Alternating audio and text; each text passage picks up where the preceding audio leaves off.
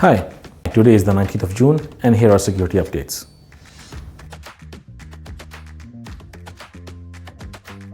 I once heard a joke about an Amish hacker.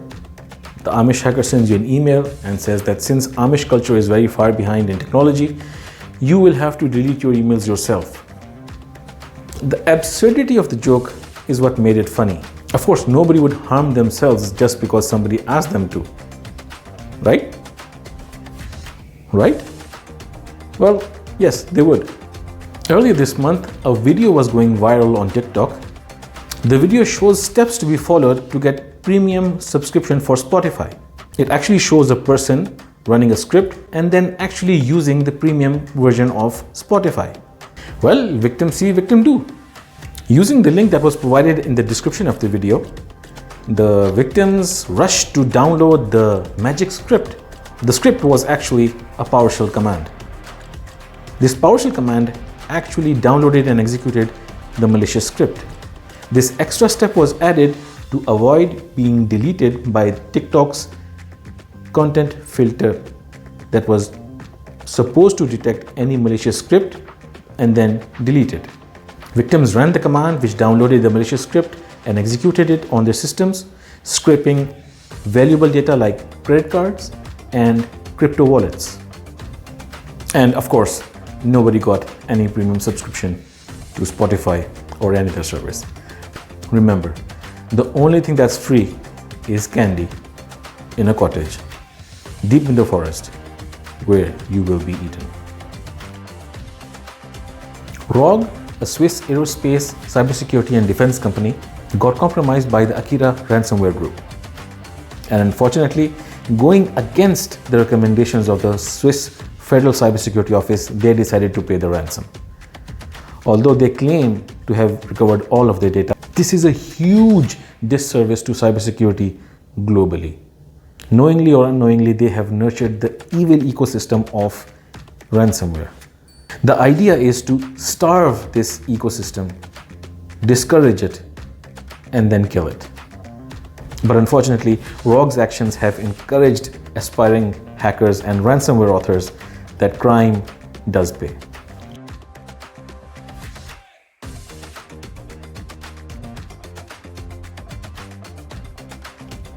$832 accounts were banned by Anthropic earlier this month because of breach of acceptable use policy.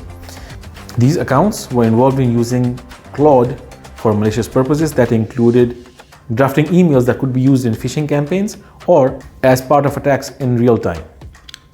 Anthropic just did not ban these accounts and move on. The telemetry from these accounts was used as test data to analyze what alerts were sent by the attackers and what were the responses by Claude. The full report is of course available on Anthropic's website, but it is also published in Verizon's breach investigation report for 2026.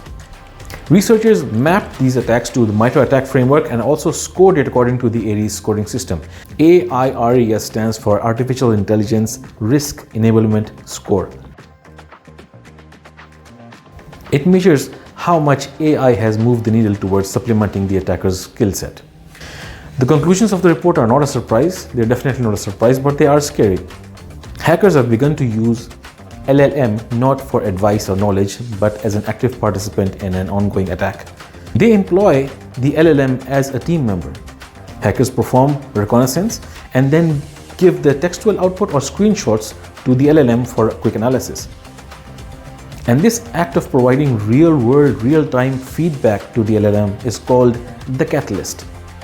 It gives real-world context to the LLM about the situation, allowing it to not just give bookish knowledge, but actual commands to be executed on reconnaissance tools that are extremely relevant to the situation.